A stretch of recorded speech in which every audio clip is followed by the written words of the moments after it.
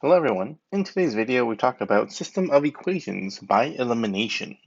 So let's get started.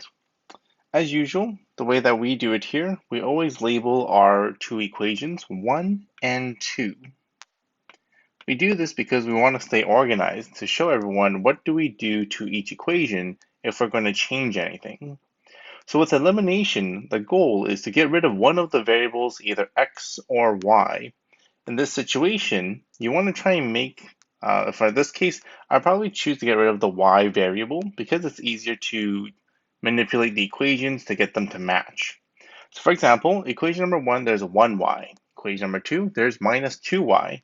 So I want them to have the same amount. So what I would do here would say that 1, I'm going to multiply by 2, because if I do that, I can get 2y out of that equation. So let's multiply the first equation by 2 and see what we get. So we should be getting 14x plus 2y equaling to 20. Now make sure you multiply 2 to every single term so that it is fair and that everything has been increased by the same amount. I'm going to call this new equation equation number 3 because it's different from 1 and 2. Now I can take a look at, should I be adding these equations together or should I be subtracting them? Now let's take a look. Here we see minus 2y and here we see plus 2y. Whenever the signs are different, you're going to be adding the equations because they'll cancel each other out. If the signs are the same, then you'd want to be doing subtraction so that they will then cancel out afterwards. So my next step would say I can take number 3 and I'm going to add it to number 2. Now when we do that, we write it top and bottom. So it looks like this. 14x plus 2y equaling to 20 plus 3x minus 2y equals to negative 3.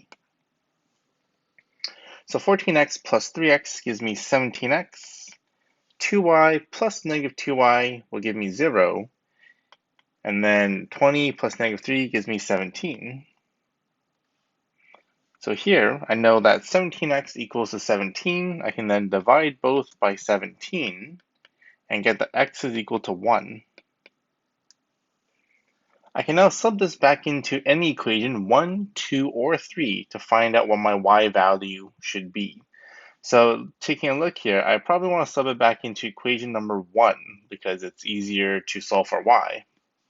So we're going to substitute x equal 1 into equation number 1. So if we do that, the equation was, one more time, 7x plus y equal to 10, but now x is going to be 1.